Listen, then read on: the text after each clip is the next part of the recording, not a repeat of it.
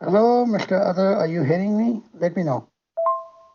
G thank you so much and very much warm welcome mister Zahid Khan آپ کا ہمارے اس Vanguard family question answer کے chat group میں آپ کا بہت خیر مقدم اور آپ کے ساتھ ہم آج کے سوالات کا سلسلہ شروع کرتے ہیں.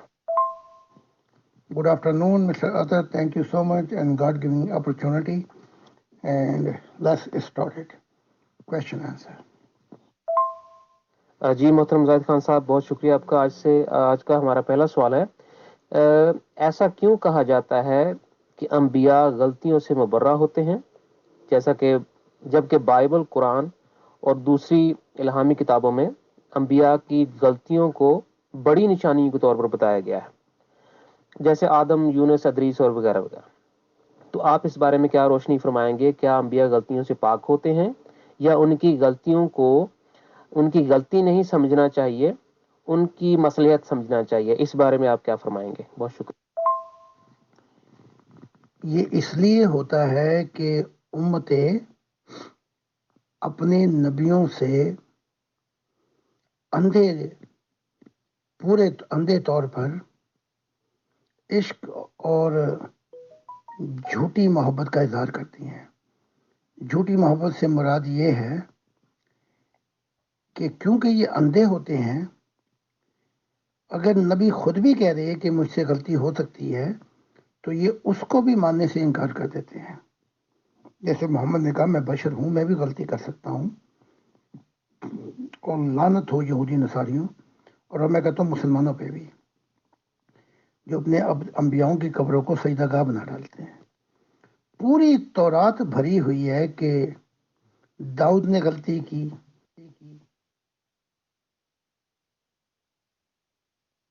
پھر خدا نے کسی اور کو بھیجا نبی کو کہ جا کے اس کا دماغ ٹھیک کر. تو یہ سب اس لیے ہوتا ہے کہ یہ جو پیری مریدی اور یہ نبی کے ساتھ اندھی محبت جو ہے یہ گل کھلاتی ہے. اور دوسری وجہ یہ ہو جاتی ہے کہ یہ خود سفر نہیں کرنا چاہتے معرفت الہی کا، یہ وجہ بن جاتی ہے. اور پھر کیونکہ یہ کیڑے بن جاتے ہیں اپنی کتابوں کے، تو ہر اس چیز کو نظر انداز کر دیتے ہیں جو نبی نے غلط کام کیا ہو، غلطی ہو گئی ہو، تو اس کو وفا اور اپنی طور پہ محبت کے طور پہ اس کا دفاع کرتے رہتے ہیں. اس لیے پھر یہ ایک ٹریڈیشن بن جاتی ہے اور اس کا نقصان پھر یہ سارے مذہب اور انسانیت کو بھی بھگتنا پڑتا. اب بائبل کے اندر وہ خود کہتا ہے تو مجھے نیک کیوں کہتا ہے؟ کوئی نیک نہیں سوائے خدا واحد کے. یہ پھر بھی اس کو خدا کے ساتھ کرسی پہ بٹھائے ہوئے ہیں، بلکہ بہت سی جگہوں پر خدا نیچے، پر اس کا نام ہی آتا ہے چرچوں میں، لیکن جو چرچ سروس ہوتی ہے وہ ساری عیسیٰ پہ ہوتی ہے. تو بہت تھوڑی جگہ ہوتی ہے خدا کی اور بہت ہی بڑی جگہ ہوتی ہے اپنے نبی کی. تو ہر کام کو جو غلط ہو نبی کا، ان کا کام ہوتا ہے شدائیوں کا کہ اس کو درست کیے جائے اور چٹا کالا کالا چٹا سفید کر کے دکھائے جائیں. اور یہ کرتے ہیں جس سے مذہبوں کا بیڑا غرق ہو جاتا ہے. خدا کے راہ دکھانے کے پھر اس کو بدلنا بھی شروع کر دیتے ہیں. اب جیسے میں آیا ہوں اور میں نے بتایا ہے، اور اگر میں نے کوئی کتاب لکھ دی کہ اتنا پرسنٹ محمد کا، اتنا فرشتے کا، اتنا پرسنٹ خدا کا ہے، تو انہوں نے پھر قرآن کو بھی بدلنا شروع کر دینا ہے. اور قرآن حقیقت میں بدل چکا ہے، بس یہ اقرار نہیں کرتے. جو اسپیشلسٹ ہیں وہ بتا چکے ہیں کہ کتنی تبدیلیاں ہو چکی ہیں. تو ان کی جھوٹی اندھی محبت ایسی ٹریڈیشن قائم کر دیتی ہے اور پھر باقی لوگ توجہ نہیں دیتے.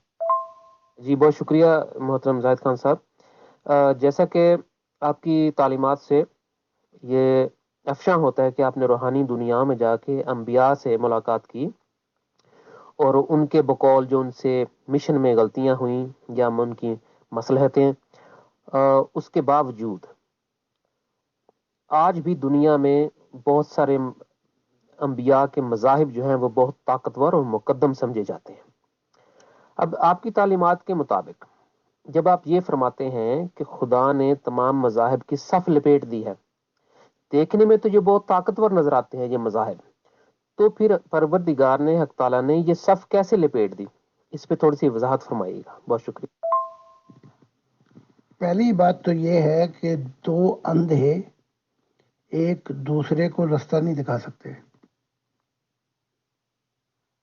راہ دکھانے کے لیے ایک کی آنکھیں چاہیے۔ تو یہ جتنے بھی انبیاء ہیں یہ ساری باتیں یوں نہیں بتائیں کہ ان کو شوق تھا، جب پتہ لگا کہ خدا نے حکم دیا ہے اور ان کا نور ضائع ہو سکتا ہے تب جا کے بتائی ہیں۔ اب جب خدا نے یہ کہا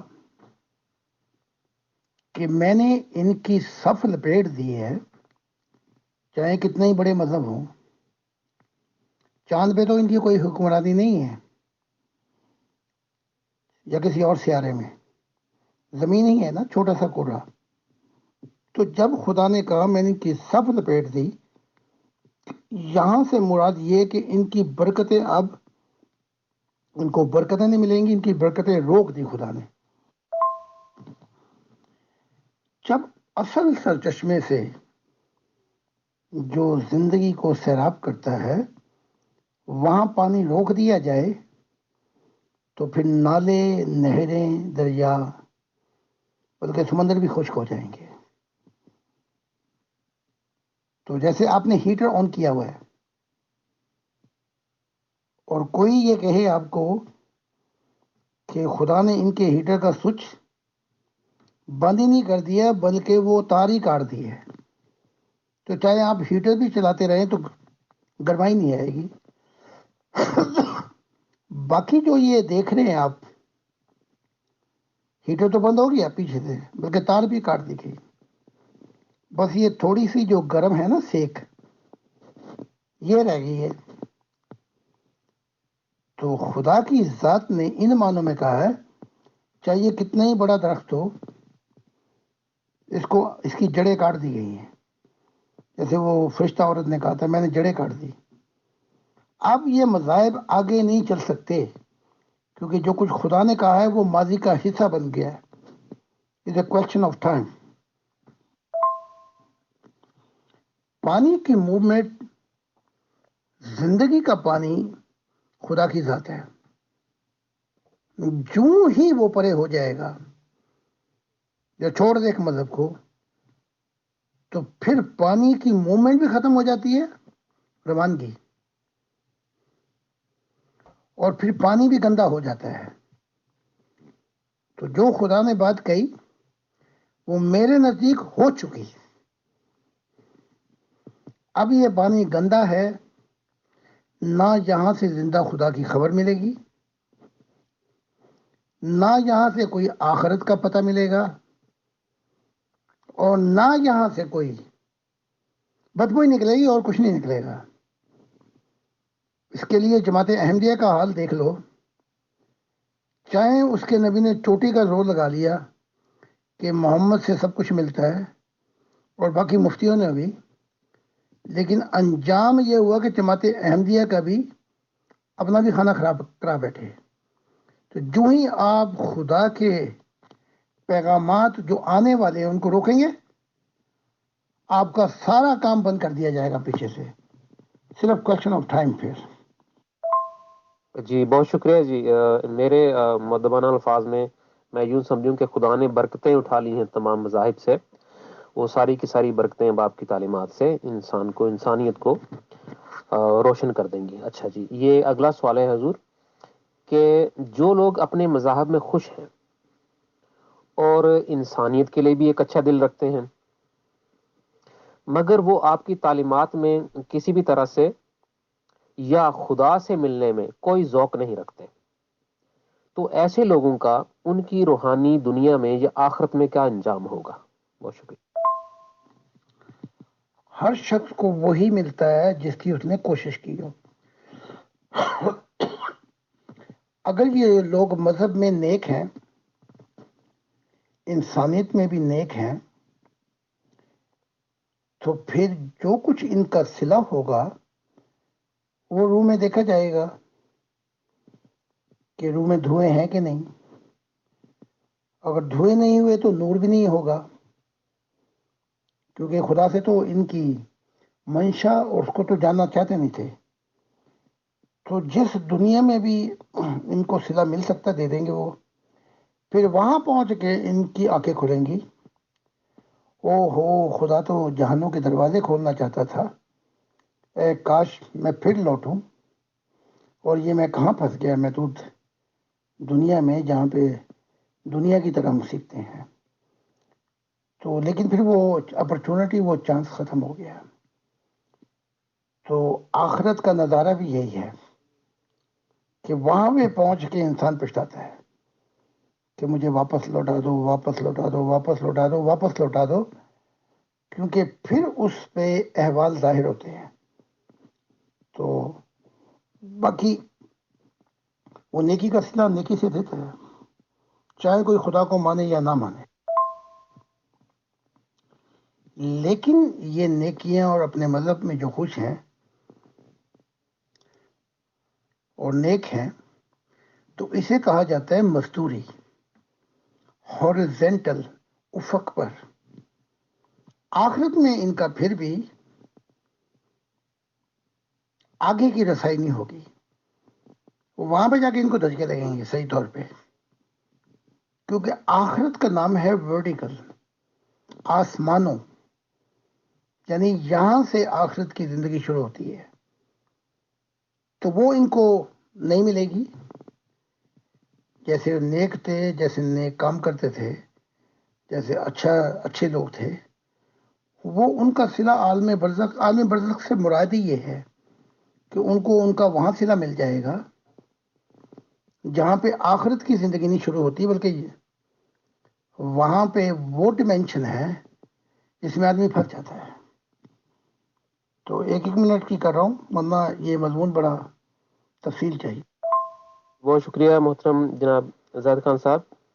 یہ اگلا سوال آپ کے گوش گزار ہے. جیسے کہ آپ کی مبارک تعلیمات سے یہ پتہ چلتا ہے کہ انسانی روحیں بہت قدیم ہیں، اور ان روحوں کو ایک ایکسٹرنل زندگی دے کے ایک نیا موقع دیا گیا تاکہ وہ جو خدا کی قدر و قیمت اپنی روحانی دنیا میں کھو بیٹھے تھے، نہیں جان سکے، وہ اب جان لیں.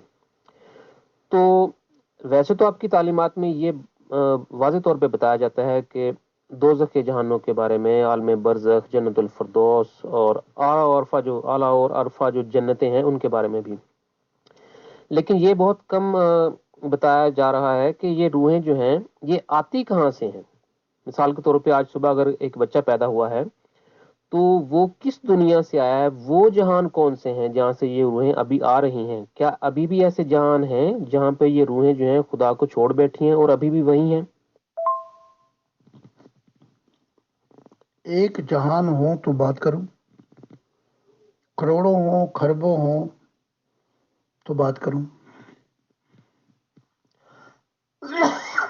یہ تو ان گنت جہان ہیں، اور ان جہانوں میں ارواح جو تھیں وہ اپنی قدر و قیمت کھو بیٹھی تھی. اس کا نظام جو ہے وہ فرشتوں کے ہاتھوں میں ہے. تو وہی جگہ جو جہاں ڈیمینشن ہے وہاں سے یہ ارواح آتی ہیں اور یہ آتی رہیں گی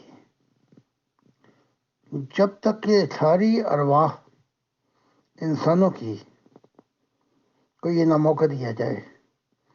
اس لیے کائنات قدیم تو نہیں ہے، لیکن اس کی انتہا خدا جانتا ہے. جب مقصد پورا ہو جائے گا تو اس کائنات کی ضرورت باقی نہیں رہے گی. جیسے یہاں سے نور کی ارواح بن کے جانا چاہیے تھا، یہ وہاں سے آ بھی رہی ہیں اور پھر واپس دوزخ میں جا بھی رہی ہیں. یہ بڑا عجیب معجزہ ہے. یعنی کہ جو موقع دیا گیا تھا آخری، خرید و فروخت اب نہیں ہوگی، اگر پھر وہاں سے زمین سے یہی اندھیرے لے کے آئے تو پھر ان گنت وقت تک تم نے وہاں روح کی مصیبتوں میں اور روح کے جہانوں میں رہنا ہے، جب تک تم خود ٹھیک نہیں ہوتے۔ تو اس موقع کو بھی یہ ضائع کر رہے ہیں، آئے بھی وہیں سے، جیسے خدا کو چھوڑ بیٹھے تھے، اپنی ارواح میں اندھیرے پیدا کر بیٹھے تھے، یہاں آ کے اس موقع کو بھی ضائع کر دیا، اور پھر یہاں سے اس سے بھی کئی گزری جگہوں پہ جائیں گے۔ تو اس نظام کو کیسے آ رہی ہیں یہ تو فرشتے متعین کرتے ہیں، لیکن ان کے آنے جانے سے یہ سبق نہیں سیکھ رہے کہ اب واپس جائیں گے تو پھر کیا ہوگا۔ بہت شکریہ جی جناب قبلہ زید خان صاحب۔ یہ اگلا سوال ہے جی، بڑا مختصر کہ روح ہے کیا؟ روح کیا ہے اور انسانی روحوں کی تخلیق کیسے کی گئی؟ اس پہ تھوڑی سی تفصیل عطا فرمائیے، بہت شکریہ۔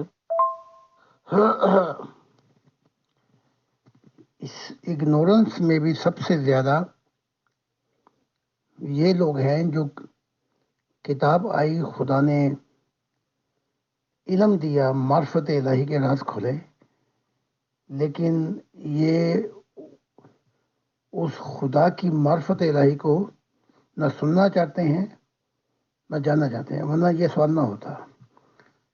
تو بہرحال اس سوال کو میں تفصیلات کے ساتھ اپنی کتابوں میں بیان کر چکا ہوں۔ روح جو ہے، اس کو یوں کہہ لیں پہلے کہ سول کہہ لیں اس کو، subject of universal prime force. اس کا پروسیس شروع ہوتا ہے اندھیرے کے اندر، پھر خدا نے اپنے نور کی چمکار پھینکی جس سے یہ انسان زندہ ہوتا ہے۔ تو جب تک اس روح کو وہ سپارک، وہ ذرے مل رہے ہیں، روح زندہ ہے۔ جن کا تجربہ یا مشاہدہ ہے، اگر روح کے پاس ہی سب چیزوں کی چابی ہوتی ہے، اس کے اندر عقل بھی آ جاتی ہے، شعور بھی آ جاتا ہے، اور اس کے اندر ضمیر، دل اور سب کچھ آ جاتے ہیں۔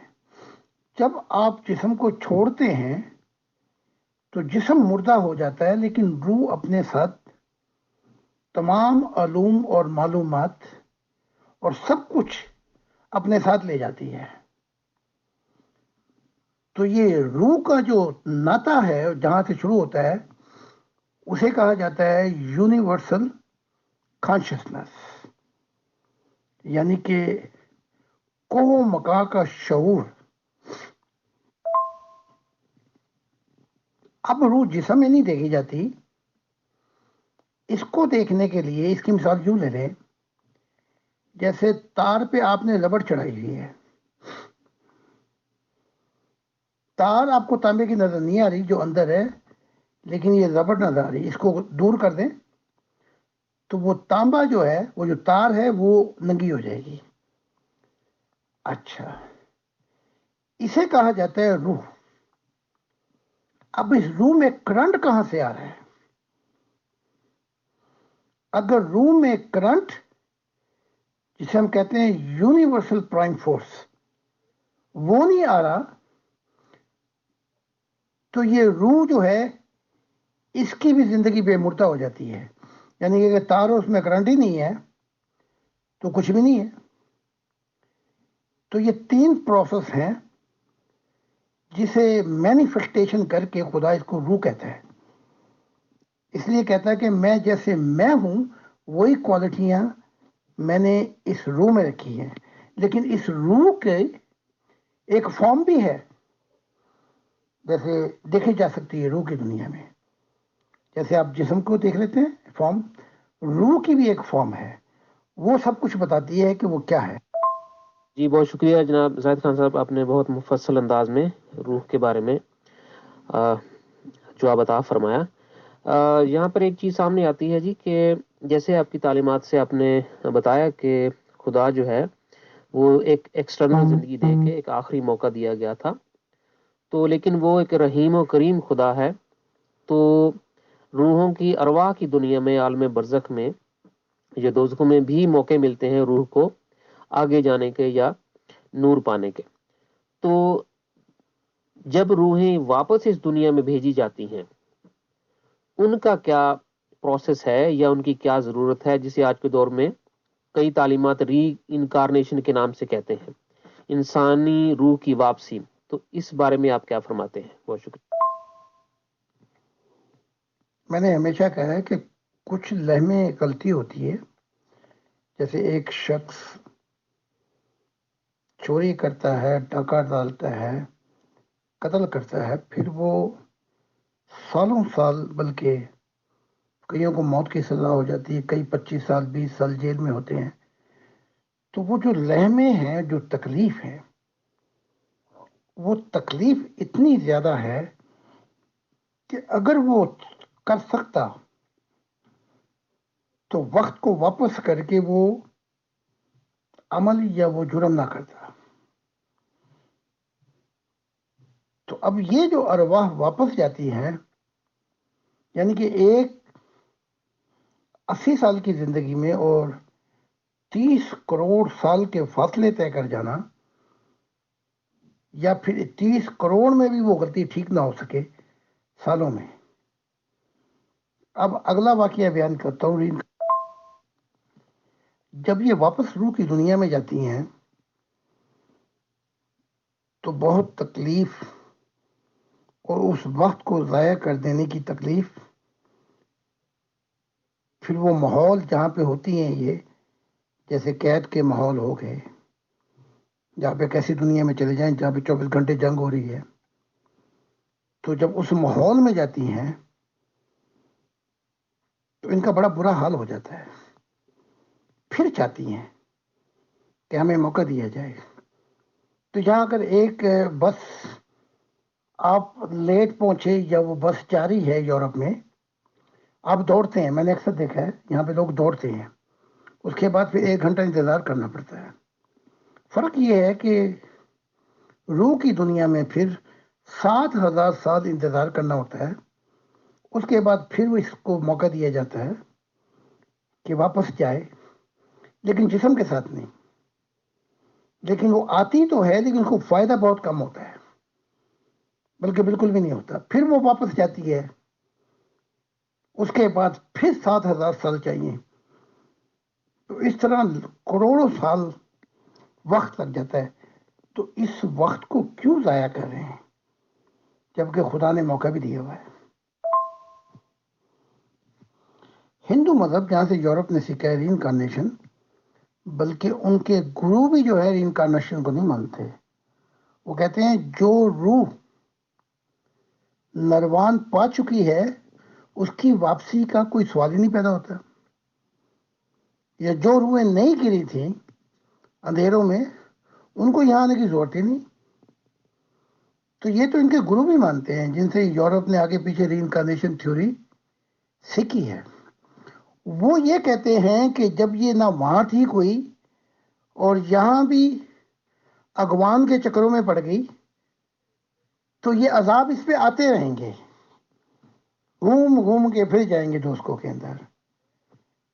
تو اس ری انکارنیشن تھیوری کو میں 1 منٹ میں تو نہیں سمجھا سکتا، لیکن مختصر یہ ہے کہ یہ ری انکارنیشن روح کی دنیا میں گھوم گھوم کے نیچے کی والی دنیا میں جانا پڑتا ہے، پھر ایک موقع ملتا ہے 7,000 سال کے بعد، وہ بھی ضائع ہو جاتا ہے، پھر اس کے بعد پھر نیچے اور جانا پڑتا ہے، بڑا کمپلیکیٹڈ پروسیس۔ جی بہت شکریہ جناب زاہد خان صاحب۔ یہ اگلا سوال اسی نوعیت پہ مبنی ہے کہ جو 3 ارواح انسان کے ساتھ اس دنیا میں آتی ہیں ان کا انسانی اعمال اور ارادوں پر کیا اثر پڑتا ہے یا کیسے اثر انداز ہوتی ہیں؟ یا میں اگلے سوال کو بھی اسی کے ساتھ جوڑ دیتا ہوں کہ عام انسانوں انبیاء یا آپ کے ساتھ جو ارواح اس دنیا میں آئیں، وہ ارواح آپ کی یا انبیاء کی زندگیوں پر کیسے اثر انداز ہوتی ہیں؟ بہت شکریہ۔ 3 ارواح کام کرتے ہیں جو آتی ہیں روح کی دنیا سے، جسم نہیں ہے۔ جو نمبر 1 ارواح ہے جس کے پاس نور ہوتا ہے، وہ آپ کو انسپریشن دیتی ہے، نیکی اچھے کاموں کا موٹیویشن دیتی ہے۔ آپ نہیں لیتے تو اس روح کو اختیار ہوتا ہے کہ وہ جب چاہے جا سکتی ہے۔ تمہارے ساتھ ٹھہرنے کا اس نے کوئی عہد یا کوئی کانٹریکٹ نہیں ہے کہ جب تک تم مرو گے نہیں وہ تمہارے ساتھ ہی رہے گی۔ تو پھر جب وہ دیکھتی ہے کہ یہ بندہ ٹھیک نہیں ہو رہا، چلی جاتی ہے۔ پھر دوسری روح جو ہے وہ تمہارے جیسی ہوتی ہے، جیسے تم مرو گے اسی اسپرچل گروتھ ہوتی ہے، اس کی ترقی کی تمہارے جیسی ہوتی ہے۔ اب وہ چاہتی ہے کہ کچھ نور مل جائے۔ اگر آپ کچھ نہ کریں، نہ کچھ کرائیں، تو وہ روح پھر حملہ آور ہوتی ہے اور نقصانات کرتی ہے۔ تیسری روح جو ہے وہ تو اسی بھی گئی گزری، لیکن اگر اس کو بھی کوئی خزانہ نہ ملے روحانی، تو وہ پھر بڑے برے کام کرواتی ہے، ایکسیڈنٹ کروا دیتی ہے، مختلف چیزوں کو کنفیوز کر دیتی ہے۔ تو یہ 3 ارواح کام۔ ایک زمانہ تھا میرے ساتھ، کئی حل 3 نہیں، جتنا آپ کا روحانی معیار بلند ہوگا اتنی ہی ارواح کام کر سکتی ہیں۔ تو اس وقت میرے ساتھ کم و بیش 40 کروڑ ارواح کام کرتی ہیں، جو مسیح بھی ہیں، فرشتے بھی ہیں، بڑے بڑے مخلوقات ہیں۔ تو وہ جو کام کرتی ہیں میرے ساتھ، ان کے ساتھ میرا گیو اینڈ ٹیک ہوتا ہے، لیکن کیونکہ میرا تعلق خدا سے ہے، لہذا وہ یہاں آ کر مجھ سے سیکھتی ہیں تاکہ اگلے جہانوں میں چلے جائیں۔ باقی جو میرے معیار پہ روحیں تھیں، وہ بھی ان کا بھی معیار پھر بہت بلند ہوتا ہے، کیونکہ میں نے ساری زندگی خدا کے ساتھ گزاری۔ تو آپ دیکھ لیں میری ترقی کا معیار کیا ہے تو ان کا کیا ہوتا ہوگا، کم و بیش۔ پھر تیسری ارواح جو ہیں، جو لو رینک کی ہیں، وہ بھی میری معرفت الہی سے اپنے آپ کو درست کر لیتی ہیں۔ جتنا روحانی معیار بلند ہوگا اتنی ہی روح کی ترقی کا آپ باعث بن سکتے ہیں، یا ان کو جہنم میں جانے کا باعث بھی کر سکتے ہیں۔ جی بہت شکریہ جناب زاہد خان صاحب۔ ہمارے پروگرام کا دورانیہ جو ہے وہ 1 گھنٹے کی ہم نے آپ سے اجازت لی ہوتی ہے، تو یہ اس پروگرام کا آخری سوال ہے جی۔ تو اس کے بعد اگر کوئی ممبر کوئی درخواست فرمائیں گے تو ہم آپ کو کوشش گزار کر دیں گے، ورنہ یہ آخری سوال ہوگا۔ میں اگلے میسج میں سوال بتاتا ہوں جی۔